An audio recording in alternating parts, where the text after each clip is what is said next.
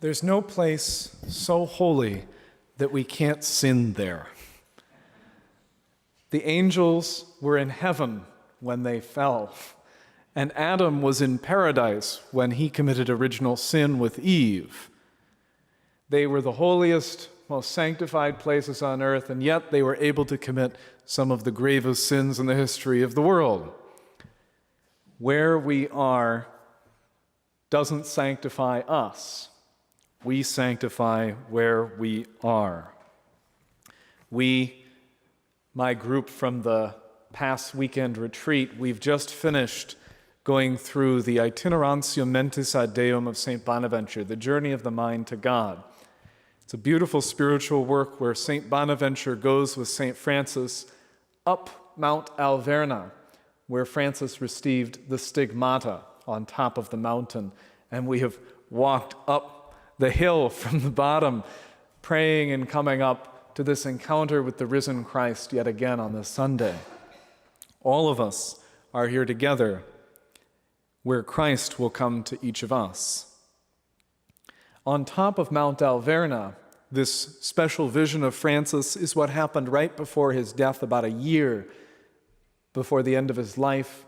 He goes up Mount Alverna and receives this great vision of a seraph with 6 wings and looking like the crucified Jesus. Francis doesn't come away from the mountain unchanged. This is where he receives the stigmata in his hands and feet and side. And in fact, it's a very powerful experience that doesn't leave him for that whole year until his death. He continues to experience the passion of Christ.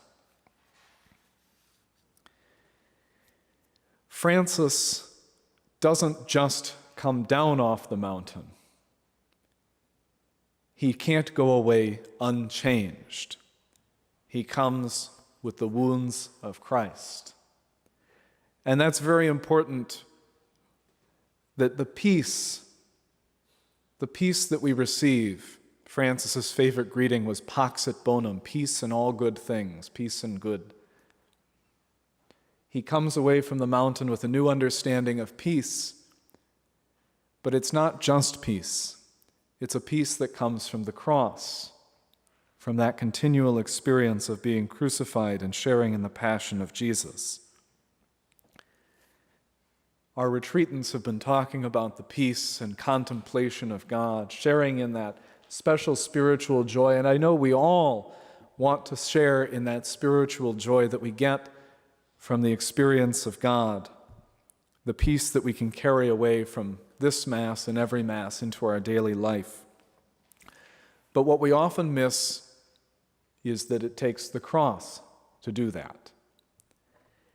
My retreatants and I have also been talking about putting behind us the past and the future that does not exist any longer and that does not yet exist. What we have is the present with God. And in fact, to connect those, it's the present with the cross that gives us peace. A couple weeks ago in St. Louis, there was a Jesuit giving a talk, and he recounted this story. He knows this person personally. He's a Franciscan friar in the Holy Land, and he said he was one of these, the Franciscans in the Holy Land often are on missions for the poor, teaching. He had to leave Israel to Jordan and Syria a few different times, and he was crossing the border with Jordan a number of times every month. He was on one of these trips over to Jordan, and it was in one of these periods when things are often dangerous, on the borders. Israeli guards and military police are out there on the borders with checkpoints. He said they always were sort of frightened when they went out.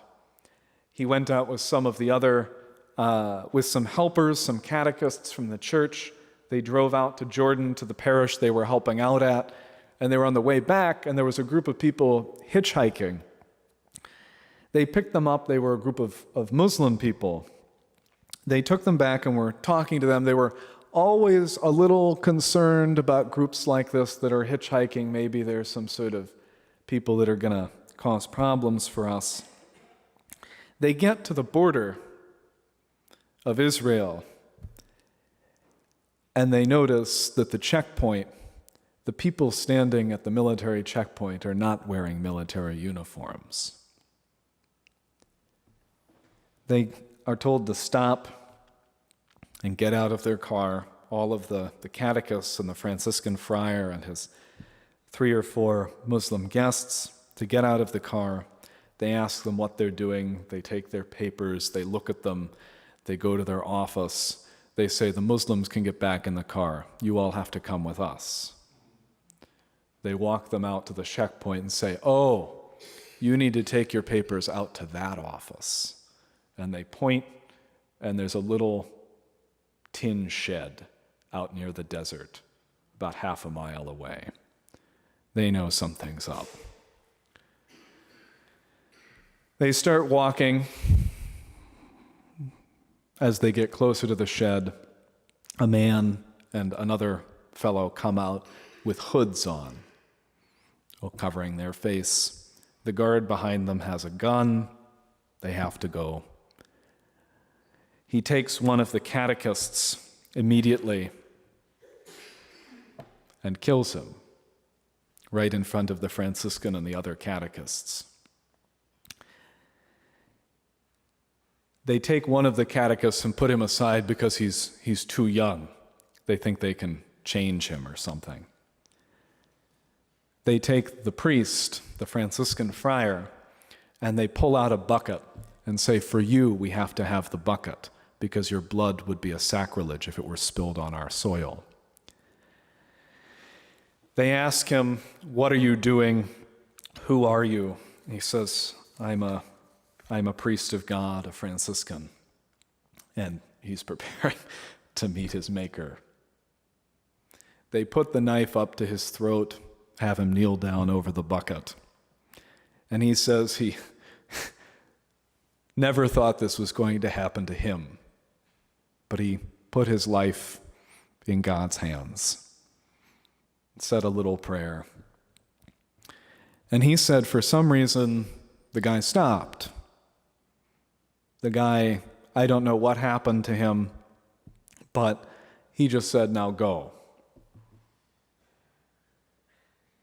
Went back to his car, got in, drove back to Israel with the other 4 Muslim guests and his young catechist after this traumatic experience. Most of us, I think, would probably be scarred by this, and rightly so. He said he was never afraid after that.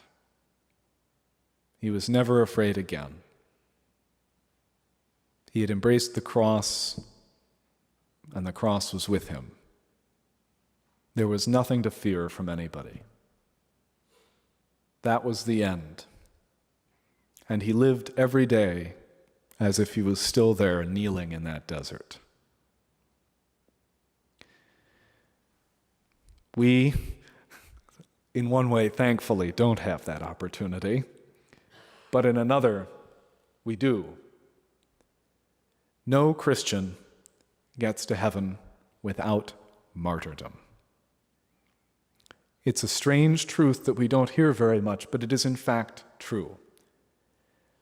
In the old days, monastic life, we have the sisters and our Franciscan brothers here, and was going to martyrdom without the blood. That was the whole point.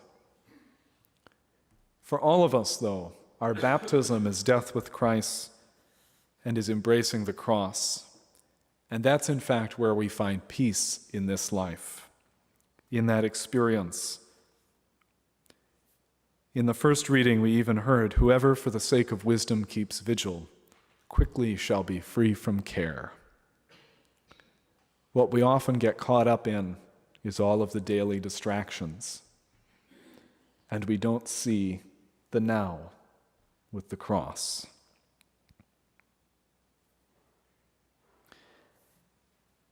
We never really come off the mountain unchanged.